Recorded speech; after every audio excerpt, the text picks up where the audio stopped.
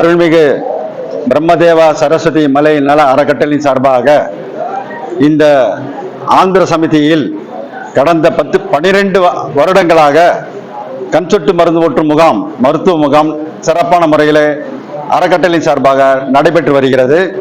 இந்த அறக்கட்டளையின் சேவகர்கள் சுமார் 15 நண்பர்கள் சேவகர்கள் இந்த மருத்துவ முகாமில் கலந்து கொண்டு சிறப்பான சேவை செய்து வருகிறார்கள்.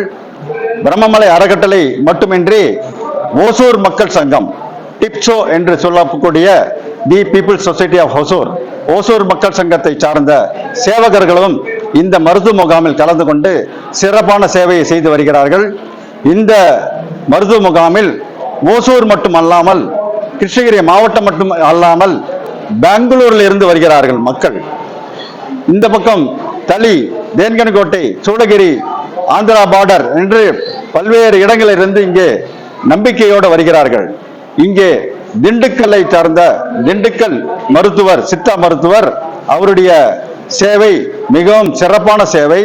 இந்த சேவையை தொடர்ந்து நாங்கள் செய்து வருகின்றோம்.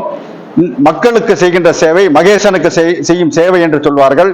அந்த அடிப்படையிலே நாங்கள் இந்த சேவையை மக்களிடம் கொண்டு சேர்த்து மக்கள் பயன்பெறும் வகையிலே இந்த மருத்துவர் ஊற்றுவது 2 சொட்டு கண் சொட்டு மருந்து தான். ஆனால் இந்த மக்கள், ஆயிரக்கணக்கான மக்கள் நம்முடைய இடத்தை தேடி வருகிறார்கள் என்றால் அதற்கு பிரம்மாவுக்கு நாங்கள், பிரம்மதேவனுக்கு நாங்கள் கடன் பட்டிருக்கின்றோம் என்று சொல்லி வந்திருக்கின்ற பொதுமக்கள் அனைவரையும் பிரம்மா அறக்கட்டளையின் சார்பாக வருக வருக என்று வரவேற்கின்றோம். நன்றி நன்றி. சார், இந்த மருத்துவ முகாமில் இது அசைவ உணவு சாப்பிட்டோம்னா மருந்து ஏற்றுக்காது அப்படின்றாங்க. அசைவ உணவு பொதுவாகவே தவிர்ப்பது நல்லது என்று பலர் சொல்லுகிறார்கள்.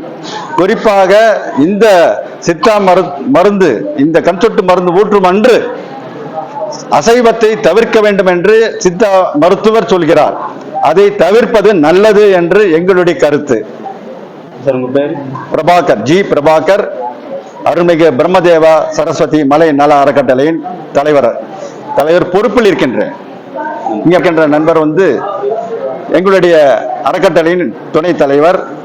அது மட்டுமல்லாமல் இங்கே பல நண்பர்கள், பல நிர்வாகிகளும் சேவை செய்கிறார்கள் என்பதை அன்போடு தெரிவித்துக் கொள்கின்றேன்.